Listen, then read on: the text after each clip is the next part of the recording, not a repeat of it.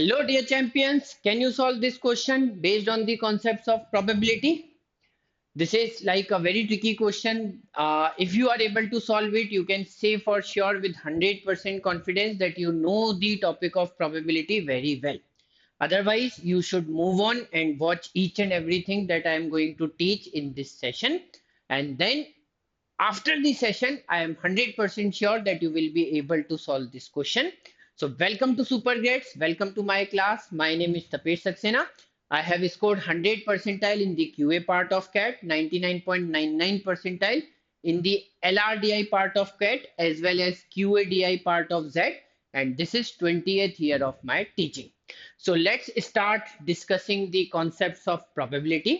जब भी हम प्रोबेबिलिटी के कॉन्सेप्ट्स की बात करते हैं तो सबसे पहले हमारे पास एक कॉन्सेप्ट आता है जिसको हम बोलते हैं रैंडम एक्सपेरिमेंट। रैंडम एक्सपेरिमेंट कोई भी एक ऐसा एक्सपेरिमेंट है, कोई भी एक ऐसा एक्शन है, कोई भी एक ऐसा ऑपरेशन है जिसके सभी आउटकम्स के बारे में तो हम जानते हैं। हम ये जानते हैं कि क्या क्या आउटकम्स हो सकते हैं, क्या क्या रिजल्ट्स हो सकते हैं, मतलब एक सर्टेनिटी है आउटकम्स को लेकर। लेकिन रैंडमनेस कहां पर है? रैंडमनेस इस चीज में है कि होगा क्या वो हम एग्जैक्टली नहीं बता सकते। हम ये तो जानते हैं कि किसी क्वाइन को हम टॉस करेंगे तो या तो हेड आएगा या टेल आएगा, लेकिन एग्जैक्टली क्या आएगा ये कैसे बता सकते हैं? ये तो हम एक्सपेरिमेंट होने के बाद ऑब्जर्व ही कर सकते हैं, ये हम पहले से श्योरली नहीं बता सकते। इन दी सेम वे अगर हमने डाइस को रोल किया तो हमें पता है 1 से लेके 6 तक ही कोई पॉजिटिव इंटीजर आएगा, लेकिन एग्जैक्टली कौन सा नंबर आएगा ये हमें नहीं पता होता। तो ऐसे सभी एक्सपेरिमेंट्स को हम रैंडम एक्सपेरिमेंट्स कहते हैं, जिनके सारे आउटकम्स हमें पता है बट एग्जैक्टली क्या होने वाला है वो हमें पता नहीं है। तो जितनी भी चीजें हो सकती हैं उनका हम एक सेट बना देते हैं, सेट ऑफ ऑल आउटकम्स, और इस सेट को हम कहते हैं सैंपल स्पेस। ठीक है, फिर इस सैंपल स्पेस में जितने भी आउटकम्स हमें दिखाई देते हैं इन सभी आउटकम्स को हम इक्वली लाइकली एज्यूम करते हैं, राइट? वैसे होता भी यही है। अगर आप किसी भी कॉइन को लगातार कई बार टॉस करोगे, मान लो 1 लाख 2 लाख 3 लाख बार टॉस किया, तो आपको ये पता चलेगा कि करीब करीब आधी बार आपको हेड मिलने वाला है and other half times you will get tail, right? तो डेफिनेटली हेड के आने की अगर हम बोले चांसेस कितने हैं तो 50% चांसेस। टेल के भी कितने चांसेस हैं? 50%, क्योंकि जब लगातार करते रहोगे तो फिर ऐसा डेफिनेटली हमें दिखाई देगा। तो जब हम एक स्टैटिस्टिकल डाटा इकट्ठा करते हैं, किसी भी एक्सपेरिमेंट को हजारों बार, लाखों बार, करोड़ों बार परफॉर्म करते हैं, तब हमें समझ में आता है कि ये सारी चीजें इक्वली लाइकली होनी चाहिए, इनके होने के चांसेस बराबर होने चाहिए। इन दी सेम वे अगर डाइस में 6 आउटकम हो सकते हैं, तो अगर डाइस को अच्छे से डिजाइन किया गया है तो इन सभी आउटकम से के होने की प्रोबेबिलिटी या चांसेस बराबर होंगे। तो ऑल इन ऑल हमें ये समझ में आया कि जब हम चांसेस को मैथमेटिकल लॉजिक के साथ मिलाकर कैलकुलेट करते हैं तो उसी को हम बोलते हैं प्रोबेबिलिटी, राइट?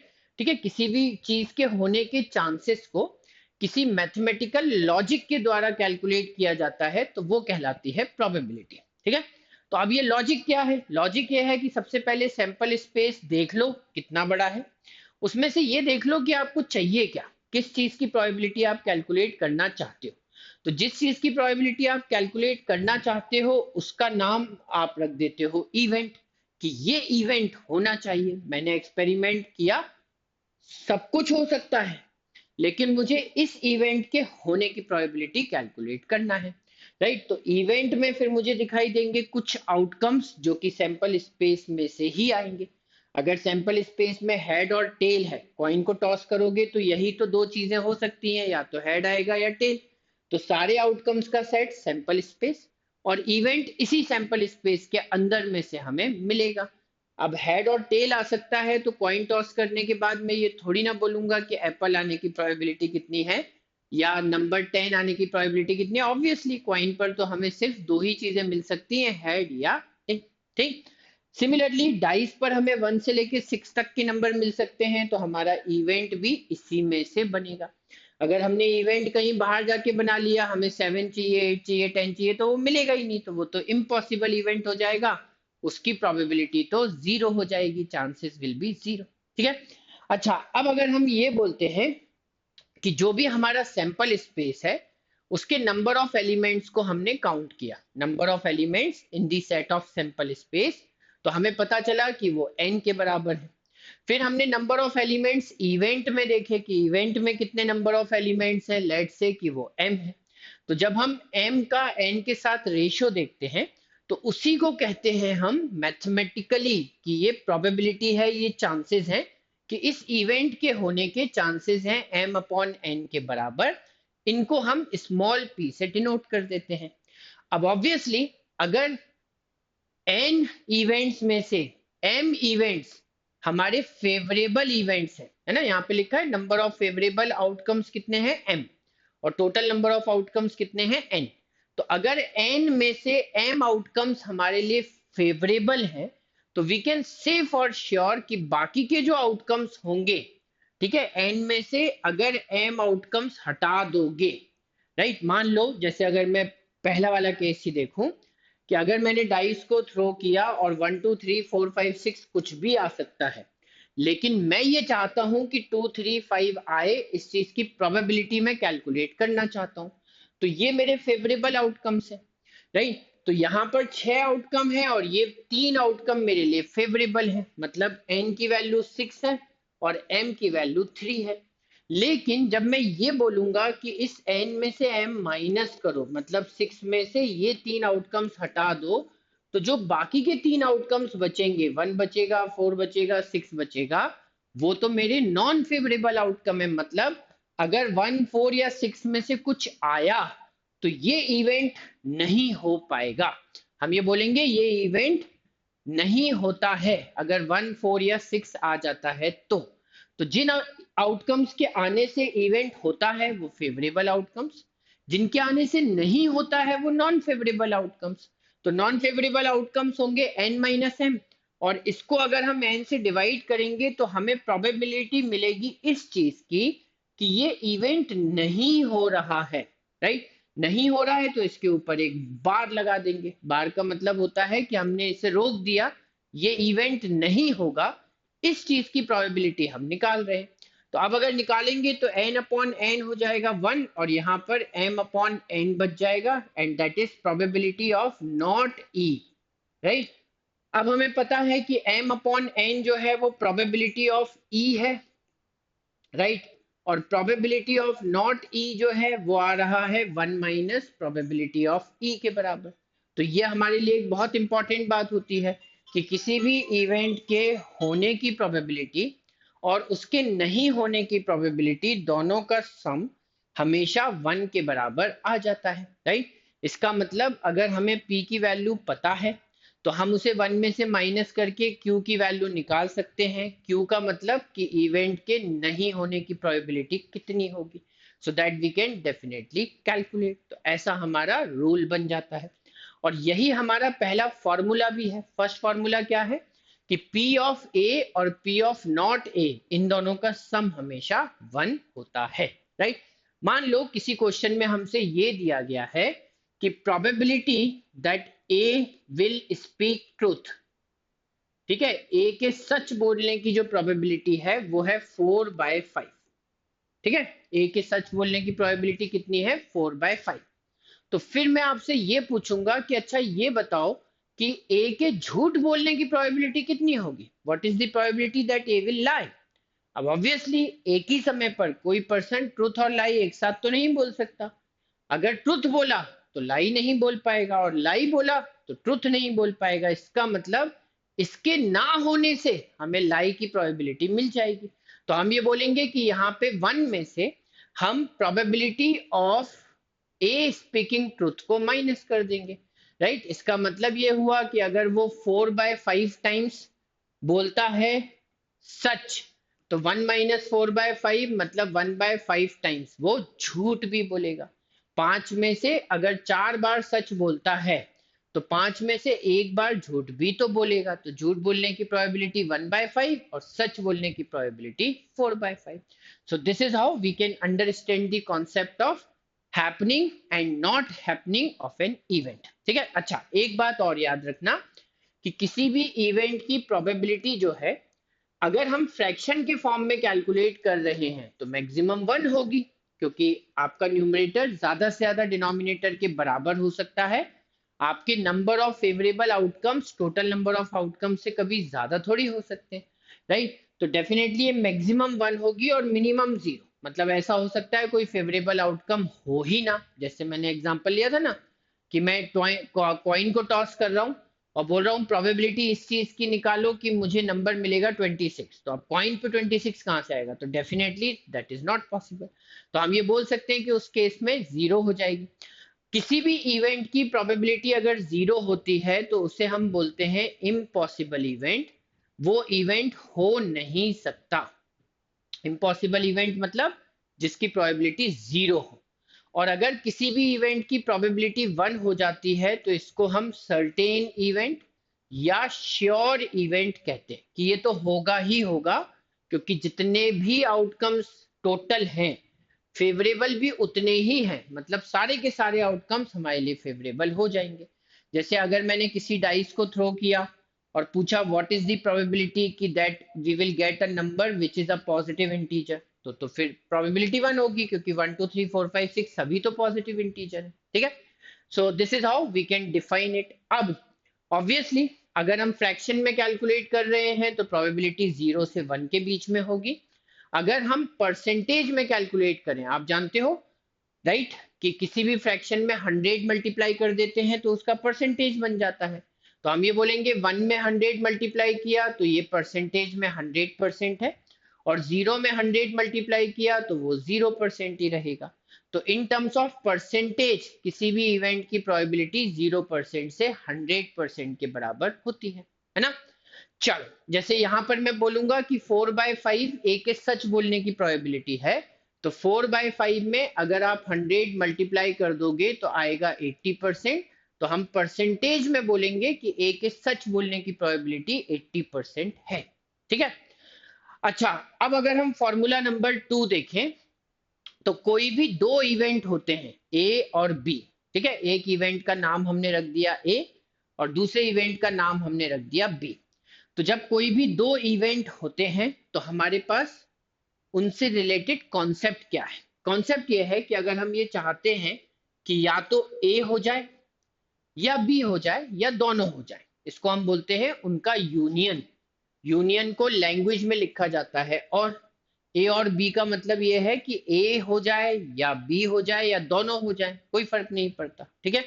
तो यूनियन की प्रोबेबिलिटी जब निकालना हो तो सबसे पहले आप ए की प्रोबेबिलिटी देखो, फिर आप बी की प्रोबेबिलिटी देखो, और उन दोनों के साथ में होने की जो प्रोबेबिलिटी है उसे आप माइनस कर दो, ठीक है।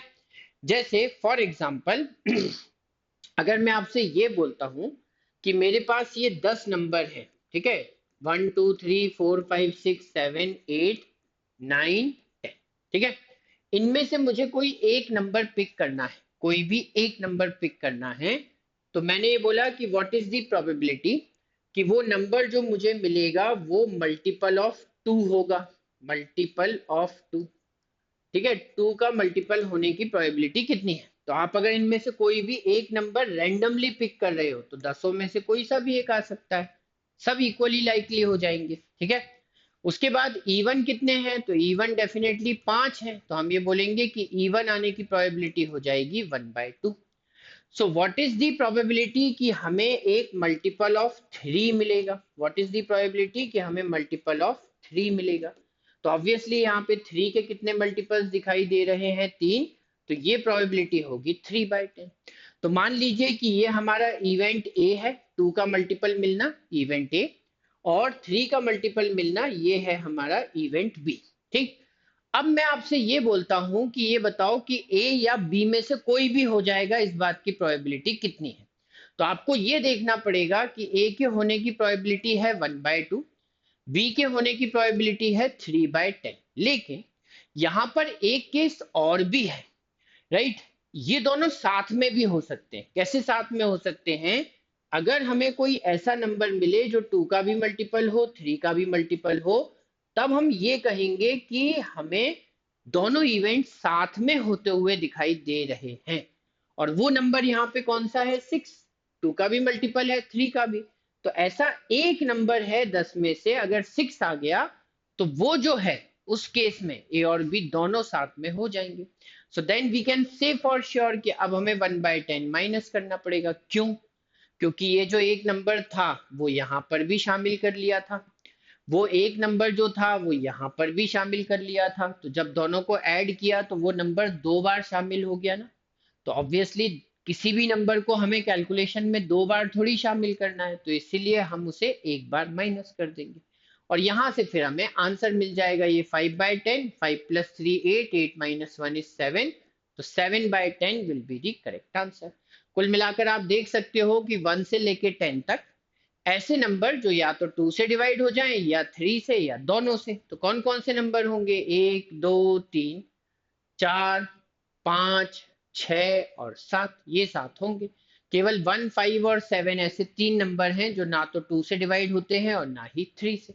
तो 7 नंबर फेवरेबल है, 7/10 विल बी दी आंसर। ठीक है, तो कोई भी दो इवेंट होंगे ए और बी तो उनके लिए हम ये फॉर्मूला लगा सकते हैं। ठीक, अच्छा अब अगर हम ये बोलें कि दोनों इवेंट्स जो है वो mutually exclusive events. Mutually exclusive events वो होते हैं जिनके साथ में होने के कोई केसेस ही नहीं होते, प्रोबेबिलिटी इज 0।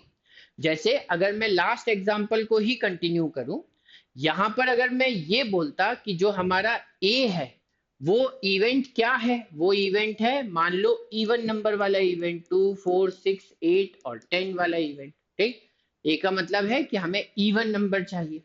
और एक इवेंट हम बी ले लेते हैं जिसमें हम ये कहते हैं कि हमें ऑड नंबर चाहिए। तो अब हमको 100% ये पता है कि ऐसा कोई भी केस नहीं है जहां पर ए और बी साथ में होंगे। इसका मतलब ए और बी का अगर हम इंटरसेक्शन निकालें, इंटरसेक्शन मतलब इनके सेट के अंदर हम कोई कॉमन एलिमेंट ढूंढें, तो हमें पता चलेगा कि कोई कॉमन एलिमेंट मिलता ही नहीं है। एम्प्टी सेट बनता है, 5 बनता है, और अगर एम्प्टी सेट बनता है तो इसके होने की कोई प्रोबेबिलिटी ही नहीं है। तो कोई भी ऐसे दो इवेंट जिनके साथ में होने की प्रोबेबिलिटी 0, मतलब जो कभी साथ में हो ही नहीं सकते, उनको हम बोलते हैं म्यूचुअली एक्सक्लूसिव इवेंट। ए होगा तो बी नहीं हो पाएगा, अगर इवन नंबर आया तो ऑड नहीं आ पाएगा, ऑड आया तो इवन नहीं आ पाएगा। ए के होने से बी का नहीं होना कंफर्म है, बी के होने से ए का नहीं होना कंफर्म है। तो ऐसी प्रॉपर्टी दिखे तो इवेंट्स को हम बोलते हैं म्यूचुअली एक्सक्लूसिव इवेंट। अब इस केस में अगर इंटरसेक्शन ए इंटरसेक्शन बी की वैल्यू 0 हो गई, तो फिर जब हम पी ए और बी निकालेंगे तो इसका लास्ट पार्ट जो है वो 0 हो जाएगा, ये वाला पार्ट 0, तो बचेगा सिर्फ इतना। तो अब इस केस में हम ये बोल सकते हैं कि ए और बी के होने की प्रोबेबिलिटी जो है वो P of A plus P of B के बराबर हो जाएगी। ठीक है, क्योंकि यहाँ इंटरसेक्शन तो होने वाला नहीं है। उसके बाद फिर तीसरी चीज आती है एग्जॉस्टिव इवेंट्स। ठीक है, एग्जॉस्टिव इवेंट्स का मतलब ये होता है कि उनके यूनियन में सारे आउटकम्स कवर हो जाते हैं। जितने भी आउटकम्स हो सकते हैं, रैंडम एक्सपेरिमेंट के जितने भी आउटकम्स हो सकते हैं वो ए और बी के यूनियन में हमें मिल जाते हैं। मतलब कोई भी आउटकम या तो ए में दिखेगा या बी में दिखेगा या दोनों में दिखेगा। हमारे सैंपल स्पेस का कोई भी आउटकम ऐसा नहीं होगा जो ए में भी ना हो और बी में भी ना हो। ठीक है, जैसे अगर मैं लास्ट एग्जांपल को कंटिन्यू, अच्छा चलो एक नया एग्जांपल लेते हैं। सपोज मैंने एक इवेंट बनाया इवन, राइट। चलो सबसे पहले सैंपल स्पेस, सैंपल स्पेस में हमारे पास 10 नंबर हैं, 1 2 3 4 5 6 7 8 9 10। हमें इन 10 नंबर में से कोई एक नंबर जो है वो पिक करना है। ठीक, अब हम ये कहते हैं कि हमारा जो एक इवेंट है उसमें हमें दिखाई दे रहा है 2 3 5 7, सारे के सारे प्राइम नंबर्स। उसके बाद जो हमारा सेकंड इवेंट है उसमें हमें दिखाई दे रहे हैं सारे इवन नंबर्स। ठीक, और थर्ड वाला जो इवेंट है उसमें हमें दिखाई दे रहे हैं सारे के सारे लेट से ऑड नंबर्स। तो अगर मैं आपसे ये पूछूंगा कि क्या E1 और E2 मिलाकर एग्जॉस्टिव है, क्या सैंपल स्पेस के सारे एलिमेंट्स इन दोनों सेट में हमें दिख रहे हैं, तो हम बोलेंगे 1 तो दिख ही नहीं रहा, तो ये दोनों मिलाकर एग्जॉस्टिव नहीं है। राइट, इन्होंने पूरे सैंपल स्पेस को कवर नहीं किया है। तो ये दोनों इवेंट्स अगर हम साथ में देखें, so they are not exhaustive events. ठीक है, लेकिन अब अगर आप ध्यान से देखो कि क्या ये दोनों इवेंट्स एग्जॉस्टिव हैं, तो हम बोलेंगे यस दे आर एग्जॉस्टिव, क्योंकि ये पूरे सैंपल स्पेस को कवर कर रहे हैं। इन दोनों का यूनियन करोगे तो आपको 1 से लेके 10 तक सारे नंबर मिल जाएंगे। इनफैक्ट अगर हम यहाँ पर मान लो कि ऐसा भी कुछ कर दें, राइट, मान लो मैंने ये बोला कि ये जो हमारा E2 है, इसमें मैं 10 के अलावा यहाँ पे 9 और लिख दूं और फिर 10, तो भी ये एग्जॉस्टिव है, क्योंकि अगेन यूनियन में 9 एक ही बार आएगा, दोनों में दिख रहा है लेकिन यूनियन में तो एक ही बार आएगा, और जब यूनियन बनेगा तो सारे के सारे इवेंट्स या सारे के सारे आउटकम्स कवर हो जाएंगे। ठीक है, so this is how we can say कि एग्जॉस्टिव इवेंट्स वो होते हैं जिनके यूनियन की वैल्यू हमेशा 1 आ जाती है। अच्छा, अब अगर हम ये बोले कि जो ए और बी इवेंट्स हैं ये म्यूचुअली एक्सक्लूसिव भी हैं, मतलब इनका इंटरसेक्शन 0 है, और साथ साथ में एग्जॉस्टिव भी है, तो एग्जॉस्टिव भी होंगे तो पी ऑफ ए और पी ऑफ बी का सम 1 हो जाएगा, क्योंकि हमें पता है यूनियन की वैल्यू 1 होनी चाहिए क्योंकि एग्जॉस्टिव है, और इंटरसेक्शन यहाँ 0 है क्योंकि ये म्यूचुअली एक्सक्लूसिव भी है। सो इन दैट केस हमारा फॉर्मूला बनेगा P of A plus P of B is equal to 1। उसके बाद अगर हम देखते हैं तो हमारे पास नेक्स्ट जो टर्म है वो आती है इंडिपेंडेंट इवेंट्स। अब ये बहुत अलग टर्म है। इंडिपेंडेंट इवेंट का मतलब होता है कि अगर ए होता है, मतलब A takes place, event A takes place, तो उसके होने से बी की प्रोबेबिलिटी पे कोई असर नहीं पड़ता। मतलब बी होगा, बी नहीं होगा, उसकी प्रोबेबिलिटी कितनी होगी होने की, नहीं होने की कितनी प्रोबेबिलिटी होगी, इन सारे कैलकुलेशंस पर ए के होने का या ए के नहीं होने का कोई असर पड़ेगा नहीं। लेट्स से एक एग्जांपल से समझाते हैं, आपको बात जल्दी समझ में आ जाएगी। मान लो मैंने एक कॉइन और एक डाइस दोनों को साथ में थ्रो किया साइमल्टेनियसली। ठीक है, तो अगर मैंने इनको साइमल्टेनियसली थ्रो किया, ठीक, तो मैं ये कह रहा हूं कि ए का मतलब ये है कि मुझे कॉइन पर हेड मिलना चाहिए, और बी का मतलब ये है कि मुझे डाइस पर कोई प्राइम नंबर मिलना चाहिए। ठीक, तो अब आप ये सोचो कि ए के होने या ना होने से बी पे कोई असर पड़ेगा नहीं। कॉइन पर क्या आता है ये इस चीज को प्रभावित ही नहीं करेगा कि डाइस का आउटकम क्या होगा। सिमिलरली डाइस पर क्या मिलता है उससे कॉइन का आउटकम अनअफेक्टेड रहेगा। सो डेफिनेटली यहाँ पर ए और बी जो हैं वो हो जाएंगे इंडिपेंडेंट इवेंट्स, और अगर ये इंडिपेंडेंट इवेंट्स हैं तो इनके साथ में होने की प्रोबेबिलिटी हम जब भी निकालेंगे तो ए और बी के प्रोबेबिलिटीज को मल्टीप्लाई कर देंगे। हमें पता है हेड की प्रोबेबिलिटी जो है वो होती है 1/2, हेड और टेल में से हेड आने की प्रोबेबिलिटी 1/2, और 6 आउटकम में से ये 3 आउटकम आने की प्रोबेबिलिटी भी 1/2। तो अब अगर मैं ये बोलूंगा कि मुझे क्वाइन पर हेड मिले और डाइस पर एक प्राइम नंबर मिले, इन दोनों चीजों के एक साथ होने की प्रोबेबिलिटी कितनी होगी, तो 1/2 इंटू 1/2, मेरा आंसर हो जाएगा 1/4। ठीक है, so this is how we can definitely understand the concept of independent events. तो याद रखना इंडिपेंडेंट इवेंट्स के केस में ही हम ये फॉर्मूला लगा सकते हैं, बाकी किसी भी केस में ये फॉर्मूला लगाया नहीं जा सकता। ठीक है, अच्छा, अब उसके बाद अगर हम देखते हैं तो हमारे पास आता है क्वेश्चन नंबर 1। ठीक है, देखो इसको ध्यान से, इन केस अगर आप सॉल्व करना चाहते हो तो वीडियो को पॉज कर लो, एक बार इसे अच्छे से सॉल्व करके देखो। अगर हम यहाँ पर देखें what is the probability of getting exactly 3 heads when 4 coins are tossed. ठीक है, 4 कॉइन को हम टॉस कर रहे हैं, तो सबसे पहले तो हमें ये पता करना पड़ेगा कि हमारे टोटल नंबर ऑफ आउटकम्स कितने होंगे, मतलब सैंपल स्पेस कितना बड़ा होगा, है ना। 4 कॉइन है, हमें पता है कि पहले कॉइन पर हेड या टेल कुछ भी आ सकता है, दूसरे कॉइन पर हेड या टेल कुछ भी आ सकता है, तीसरे कॉइन पर हेड या टेल कुछ भी आ सकता है, चौथे कॉइन पर हेड या टेल कुछ भी आ सकता है। मतलब दो आउटकम है पहले कॉइन पर, दो आउटकम है दूसरे कॉइन पर, दो आउटकम है तीसरे कॉइन पर और दो आउटकम है चौथे कॉइन पर। तो 100% टोटल नंबर ऑफ आउटकम्स निकालना है, तो ये सब मल्टीप्लाई हो जाएंगे। हम ये कहेंगे कि टोटल नंबर ऑफ आउटकम्स तो 2 की पावर 4 मतलब 16 आएगा। ठीक है, हो सकता है ना, एच एच एच एच ये एक पॉसिबिलिटी है, एच एच एच और टी ये एक पॉसिबिलिटी है। ऐसे सारे पॉसिबिलिटीज काउंट करो तो आपको पता चलेगा कि 16 आउटकम्स आपको दिखाई दे सकते हैं। ठीक है, वैसे भी बात बहुत सिंपल है, अगर एक ही क्वाइन हो तो दो ही आउटकम होते हैं, दो क्वाइन होते हैं तो चार आउटकम हो जाते हैं। 2 into 2 4, H H, H T, T H और टी टी। फिर जब आप तीन क्वाइन लेते हो तो 2 इंटू 2 8 आउटकम मिलते हैं, तो चार क्वाइन होंगे तो डेफिनेटली 16 आउटकम्स हो जाएंगे।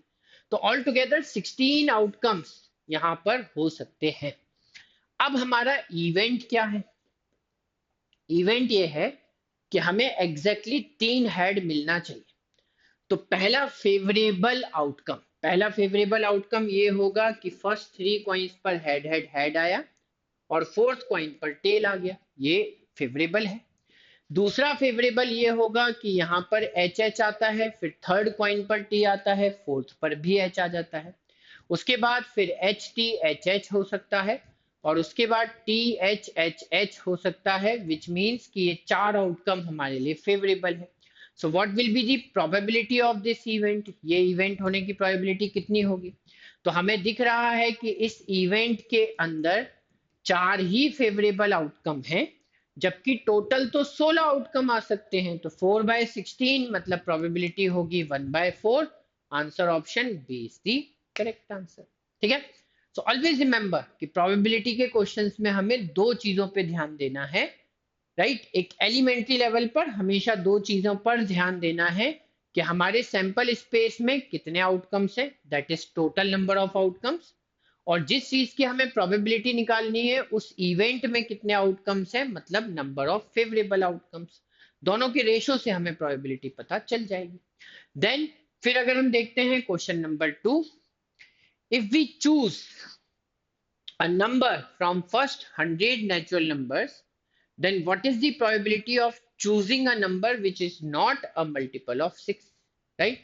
तो हम सबसे पहले तो ये देखते हैं कि हमारा सैंपल स्पेस कितना बड़ा है। तो सैंपल स्पेस में एक नंबर है 1, एक 2, एक 3, एक 4 से लेके 100 तक सारे नंबर्स हैं। इसका मतलब टोटल नंबर ऑफ आउटकम्स कितने होंगे? तो टोटल नंबर ऑफ आउटकम्स होंगे 100। अगर हम रैंडमली इन 100 में से कोई भी नंबर उठा रहे हैं तो कोई सा भी आ सकता है, मतलब 100 आउटकम यहाँ पर पॉसिबल है। अब उसके बाद हमारा इवेंट क्या है? इवेंट ये है कि नंबर जो है वो 6 का मल्टीपल नहीं होना चाहिए। लेकिन हम इसका उल्टा सोचते हैं, पहले हम 6 के मल्टीपल्स के बारे में सोचते हैं। तो 6 आ जाएगा, 6 1 जा 6, 6 2 जा 12, 6 3 जा 18 एंड सो ऑन। अब 100 से छोटा 6 का मल्टीपल क्या होता है? तो इसके लिए 100 को 6 से डिवाइड करके देख लो। 6 1 जा 6 बचेगा 4 40, 6 6 जा 36 बचेगा 4। इसका मतलब 6 इंटू 16 जो है वो मैक्सिमम मल्टीपल होगा। 6 इंटू 16 हो जाएगा 6 का 16 टाइम्स 96। तो हमारे इवेंट में इतने फेवरेबल आउटकम्स हैं। अब इनकी काउंटिंग करो, ये कितने आउटकम्स हैं, राइट? तो हमें पता चलेगा कि ये 6 1 जा 6, 6 2 जा 12, 6 3 जा 18 एंड सो ऑन, 6 का 16 टाइम्स। तो 1 से लेके 16 तक 6 के साथ मल्टीप्लाई हो सकता है, मतलब टोटल 16 आउटकम्स हमें यहाँ पर दिख रहे। इसका मतलब अगर हम प्रोबेबिलिटी निकालें कि जो नंबर हमें मिलेगा वो एक मल्टीपल होगा 6 का। ठीक है, तो 6 के कितने मल्टीपल्स हैं? 16। और टोटल नंबर कितने हैं? 100। 4 से कैंसिल कर दो तो ये प्रोबेबिलिटी हो जाएगी 4/25। लेकिन हमसे तो ये पूछा है कि व्हाट इज द प्रोबेबिलिटी कि हमारा जो नंबर है वो 6 का मल्टीपल नहीं होगा। 6 का मल्टीपल नहीं होगा। तो ऑब्वियसली हमें पता है कि 6 का मल्टीपल होना और 6 का मल्टीपल नहीं होना, ये दोनों मिलाकर एग्जॉस्टिव है ना। मतलब ये पूरे 100 नंबर कवर हो जाएंगे अगर हम 6 के सारे मल्टीपल्स के बारे में सोचें। और उन नंबर्स के बारे में भी सोचें जो 6 के मल्टीपल्स नहीं है, तो पूरा सैंपल स्पेस कवर होगा। एग्जॉस्टिव होंगे मतलब दोनों की प्रोबेबिलिटी मिलाकर 1 होगी, तो 1 में से हम 6 का मल्टीपल नहीं होने की प्रोबेबिलिटी निकाल रहे हैं, तो 6 का मल्टीपल होने की प्रोबेबिलिटी माइनस कर देंगे, हमें पता चलेगा 25 माइनस 4 मतलब 21 upon 25 and that will be the correct answer. ठीक है, तो हमेशा ये ध्यान में रखना है कि जब हमें पता है कि प्रोबेबिलिटी ऑफ ए और प्रोबेबिलिटी ऑफ नॉट ए का सम 1 होता है, तो ए और नॉट ए में से जो भी आसान हो वो कैलकुलेट करो, टफ वाला नहीं। टफ वाला कैलकुलेट करोगे it will always take a lot of time, है ना। तो अगर आसान वाली चीज कैलकुलेट करके 1 में से माइनस कर दोगे तो आपका आंसर जल्दी आ जाएगा। ठीक है, चलो उसके बाद देखें question number 3। One card is chosen at random from a well shuffled pack of 52 cards. What is the probability that this card will be a red card or a king? है ना, तो इसके रेड या king होने की probability क्या हो। मेरे ख्याल से आपको एक पैक ऑफ कार्ड्स के बारे में थोड़ी बहुत जानकारी है, अगर नहीं है तो ध्यान से सुनो। सबसे पहले जो हमारा पैक ऑफ कार्ड होता है उसमें टोटल 52 कार्ड्स होते हैं। ठीक है, 52 कार्ड्स। ये जो 52 कार्ड्स होते हैं ये डिवाइडेड होते हैं, डिवाइडेड इनटू या डिवाइडेड अमंग 4 सूट्स। ठीक है, इनको सूट्स कहते हैं। 4 सूट्स मतलब 4 अलग अलग कैटेगरी के डिजाइन्स होते हैं। ठीक है, अगर आपको इन सूट्स के नाम मैं बताऊं तो एक जो सूट होता है उसमें आपको ऐसे हार्ट दिखाई देगा, और ये हार्ट जो है ये पूरा रेड कलर में पेंटेड होगा, राइट। इस सूट को हम बोलते हैं हार्ट। ठीक है, हार्ट ही नाम है इसका। तो ये जो हार्ट वाला सूट है इसमें तो आपको हार्ट ही बना हुआ दिखाई देता है।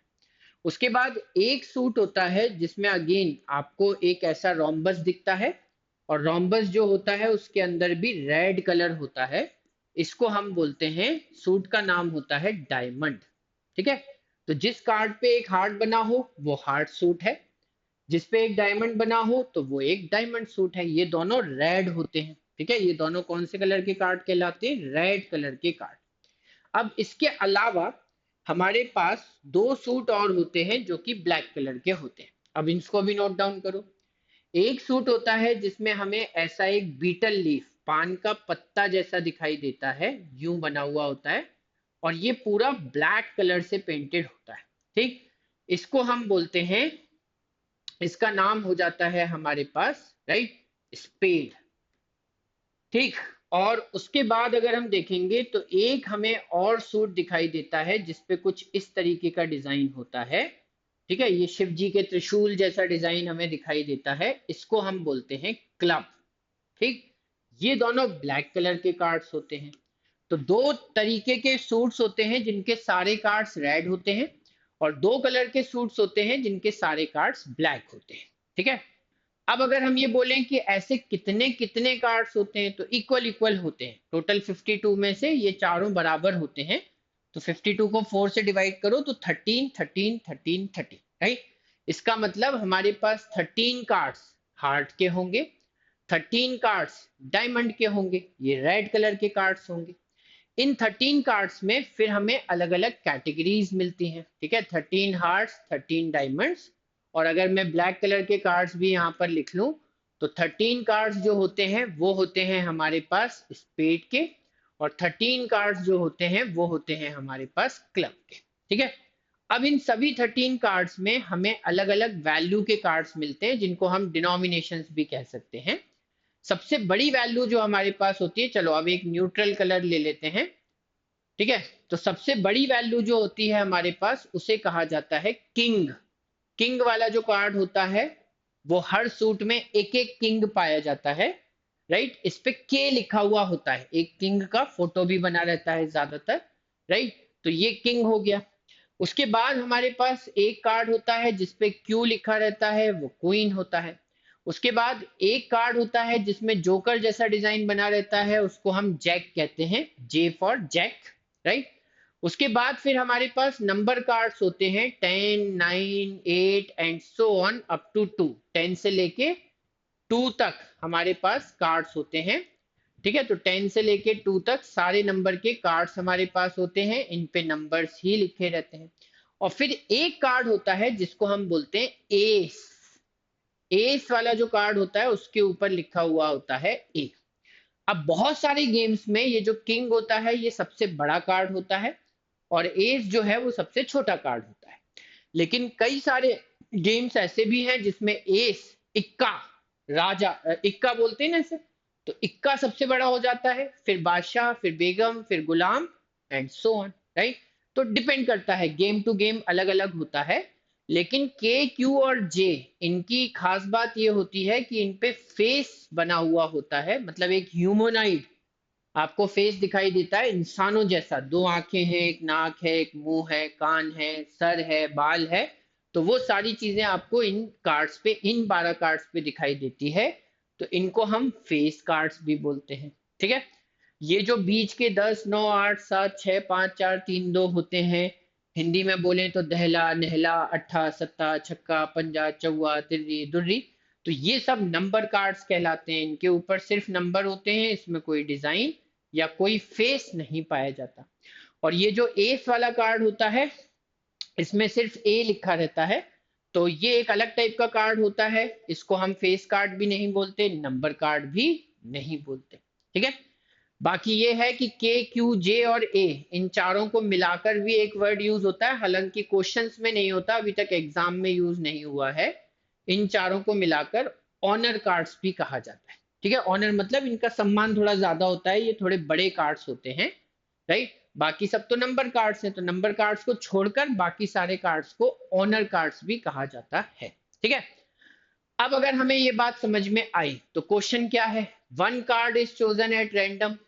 तो one card is chosen at random मतलब हमारा जो सैंपल स्पेस है उसमें तो पूरे 52 कार्ड्स हैं, इनमें से कुछ भी आ सकता है। ठीक, अब उन्होंने ये बोला कि what is the probability that this card will be a red card. Red मतलब ये 13 13, ये वाले पूरे कार्ड्स, तो 13 प्लस 13 कितना हो गया, 26, रेड कार्ड और अ किंग। तो अब रेड में तो किंग ऑलरेडी आ चुके, तो बाकी के किंग और देख लो, ये दोनों भी फेवरेबल है, राइट। तो या तो इन 26 में से, इन 26 में से कुछ आना चाहिए, और या फिर ये 2 किंग भी आ गए तो भी हम ये मान लेंगे कि हमें फेवरेबल कार्ड मिल गया। तो कुल मिलाकर हमारे पास फेवरेबल चीजें कितनी है, तो 26, जिसमें 2 किंग ऑलरेडी हैं तो उनको अलग से काउंट करने की जरूरत नहीं है, और 2 कार्ड और मतलब 28 कार्ड्स फेवरेबल हैं। तो प्रोबेबिलिटी क्या होगी, तो प्रोबेबिलिटी होगी 28/52। और अगर 28/52 हमारी प्रोबेबिलिटी है तो इसको अगर हम सॉल्व करके देखें तो प्रोबेबिलिटी विल बी 28/52। 4 से कैंसिल करेंगे तो 7/13। 7/13 means answer option A is the correct answer. ठीक है, so this is how we could have solved question number 3। अब ये पूरा कार्ड्स का जो सिस्टम है ना, ये पता होना चाहिए। ठीक, नहीं पता है तो पता कर लो अच्छे से, इसके ऊपर क्वेश्चंस आते हैं, है ना। चलो उसके बाद अगर हम देखें क्वेश्चन नंबर 4, तो 2 dice are rolled simultaneously, what is the probability that the sum of the numbers appearing on their top faces will be greater than 8, है ना। अब देखो 2 डाइस हैं, 2 डाइस हैं, तो अगेन दी सेम थिंग कि जो पहला वाला डाइस है उस पे हमें 6 आउटकम मिल सकते हैं, 1 2 3 4 5 6, इसमें से कुछ भी हो सकता है। एंड सिमिलरली दूसरे वाले डाइस पे भी हमें 6 आउटकम मिल सकते हैं, तो इधर भी 6, इधर भी 6, मतलब टोटल हमें कॉम्बिनेशन कितने मिलेंगे, 36, है ना। ऐसी होगा, या तो आउटकम आ सकता है 1 1 या 1 2 या 1 3 1 4 1 5 1 6, तो 1 के साथ 6 कॉम्बिनेशन पॉसिबल है। सिमिलरली अगर पहले डाइस पे 2 आया तो फिर 6 होंगे, 3 के साथ भी 6, तो कुल मिला के 36 अलग अलग आउटकम्स होंगे। इसका मतलब यहाँ पर हमारे टोटल नंबर ऑफ आउटकम्स तो डेफिनेटली 36 के बराबर हैं। हमारे सैंपल स्पेस की टोटल स्ट्रेंथ है 36 आउटकम्स। ठीक, अब उन्होंने बोला कि what is the probability that the sum of the numbers appearing on their top faces will be greater than 8। अब नंबर्स का सम 8 से बड़ा होना चाहिए। अगर 8 से बड़ा होना चाहिए तो सम या तो 9 हो सकता है, या फिर 10 हो सकता है, या फिर 11 और या फिर 12। 12 से बड़ा तो नहीं होगा, 6 + 6 12 होता है। तो अगर हम ये देखें कि 12 का तो सिर्फ एक ही केस बनता है, 6,6। 11 के कितने केसेस बनते हैं? तो 11 के भी दो ही केस बनते हैं, 5,6 या 6,5। 10 के केसेस देखोगे तो एक हो जाएगा 5 + 5 10, या फिर 4 + 6, या फिर 6 + 4। तो यहाँ पे 3 हो गए। तो अब अगर ये 1 है, ये 2 है, ये 3 है, तो शायद ये 4 होना चाहिए, ऐसा पैटर्न दिख तो रहा है। देख लेते हैं। 9 के लिए 4,5 हो सकता है, 5,4 हो सकता है, 3,6 हो सकता है, या फिर 6,3 हो सकता है। कुछ और पॉसिबल है क्या? नहीं, क्योंकि 7 तो होता नहीं है, तो इसलिए 2 7 नहीं होगा, 1 8 नहीं होगा, मतलब 6 से बड़ा कोई नंबर आ नहीं सकता। तो यही चार कॉम्बिनेशन बनेंगे। मतलब फेवरेबल चीजें कितनी हुई? तो फेवरेबल कॉम्बिनेशन हुए कुल मिलाकर 10। ये 4 फेवरेबल, ये 3, ये 2, ये 1। तो ये फेवरेबल कॉम्बिनेशन हैं जो हो जाएंगे। अगर इनमें से कुछ आया तो हम ये बोलेंगे हमारा इवेंट हो गया। प्रोबेबिलिटी उस चीज की मिलनी कैलकुलेट करनी है जब सम 8 से बड़ा हो। तो ये हमारे फेवरेबल आउटकम्स हो गए। तो अब अगर हम ये देखें कि अच्छा ठीक है, फेवरेबल आउटकम्स की स्ट्रेंथ कितनी है, उनकी काउंटिंग कितनी हो रही है, 10। तो फिर प्रोबेबिलिटी क्या होगी? प्रोबेबिलिटी होगी 10/36। 2 से कैंसिल किया तो 5/18। Means answer option C is the correct answer. Clear? Then we move on and try to solve question number 5. One number is chosen from numbers 1 to 100. What is the probability of it being divisible by 3 or 5? तो सबसे पहले तो हम ये निकालते हैं कि A का मतलब हो गया, चलो अच्छा सैंपल स्पेस। सबसे पहले सैंपल स्पेस। सैंपल स्पेस का मतलब ये हुआ कि हमारे पास 1 से लेके 100 तक सारे नंबर हैं, विच मीन्स हमारे सैंपल स्पेस की टोटल स्ट्रेंथ जो है वो 100 के बराबर है। अब हमारा पहला जो इवेंट है वो है कि हमें 3 का मल्टीपल मिलना चाहिए। तो 3 का मल्टीपल मिलना चाहिए, तो 3 1 जा, 3 2 जा, 3 3 जा, एंड सो ऑन। थोड़ा सा ध्यान से सोचोगे तो 3 का 33 टाइम्स 99 होगा।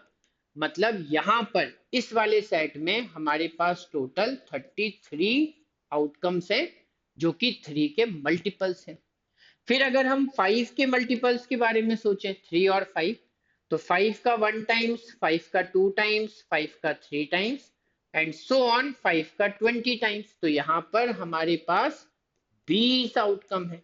तो 1 से लेकर 100 तक 33 नंबर्स 3 से डिवाइड होते हैं, और 1 से लेकर 100 तक 20 नंबर्स 5 से डिवाइड होते हैं। क्या इन दोनों का इंटरसेक्शन पॉसिबल है? क्या कुछ ऐसे आउटकम्स भी हैं जो ए में भी है और बी में भी है, दोनों सेट में पाए जाते हैं? तो हम ये बोलेंगे 3 और 5 से डिवाइड होने वाला नंबर 3 इंटू 5 मतलब 15 से डिवाइड होगा। तो हमें यहाँ पर 15 दिखाई देगा, 30 दिखाई देगा, 45 दिखाई देगा, एंड सो ऑन 90। तो 15 6 हजार 90, मतलब 6 आउटकम ऐसे भी हैं जो कि हमें दोनों सेट्स में दिखाई देते हैं। तो अब अगर हम ये बोलेंगे कि what will be the probability, जो हमसे पूछी है, प्रोबेबिलिटी इस बात की पूछी है कि या तो ए हो जाए या बी हो जाए या दोनों हो जाए, कोई दिक्कत नहीं है। तो हमें ये पता है प्रोबेबिलिटी ऑफ ए कितना होगा, 33/100। प्रोबेबिलिटी ऑफ बी कितना होगा, 20/100। लेकिन इन 33 नंबर्स में और इन 20 नंबर्स में ये छह नंबर दोनों में काउंट हुए हैं। तो हमें इन 6 नंबर्स को एक बार माइनस भी करना पड़ेगा। तो हम ये बोलेंगे कि 33 + 20 मतलब 53। 53 में से 6 माइनस किया तो 47। तो हमारी प्रोबेबिलिटी होगी 47/100। कुल मिलाकर 47 नंबर्स ऐसे हैं 1 से लेकर 100 तक जो या तो 3 से डिवाइड होते हैं या 5 से या दोनों से डिवाइड हो जाते हैं। ठीक है, तो 47/100 will be the correct answer. So now I am very sure that you must have understood each and everything, and now you should be able to solve this question. Question जो है फिर से एक बार बता देता हूं। एक डाइस है जिसपे 1 2 3 4 5 6 आउटकम आ सकता है, लेकिन 1 के आने की प्रोबेबिलिटी है 1 इंटू के, 2 के आने की प्रोबेबिलिटी है 2 इंटू के, 3 के आने की प्रोबेबिलिटी है 3 इंटू के, एंड सो ऑन। तो अगर ये इंफॉर्मेशन आपके पास है तो देन इवन नंबर आने की प्रोबेबिलिटी इनमें से कौन सी होगी, या आपको कैलकुलेट करना है और कमेंट बॉक्स में लिख के बताना है। ठीक है, so that's it for this session. Have a nice time, enjoy yourself. आप हमें टेलीग्राम पर ज्वाइन कर सकते हैं, इंस्टाग्राम पे ज्वाइन कर सकते हैं, यूट्यूब पर ज्वाइन कर सकते हैं। ये हमारा वेबसाइट है, यहाँ पर आप इंफॉर्मेशन पता कर सकते हैं, राइट। ये पोर्टल है, मतलब ये ईमेल आईडी है, और ये हमारा कॉन्टैक्ट नंबर है। You can definitely call at this number. ठीक है, सेशन को लाइक कर दो, शेयर कर दो, सब्सक्राइब कर लो चैनल को। ठीक है, सो चलो then, have a nice time. अपनी हेल्थ और फिटनेस का ध्यान रखिए, पढ़ते रहिए और आगे बढ़ते रहिए। Tata, bye bye.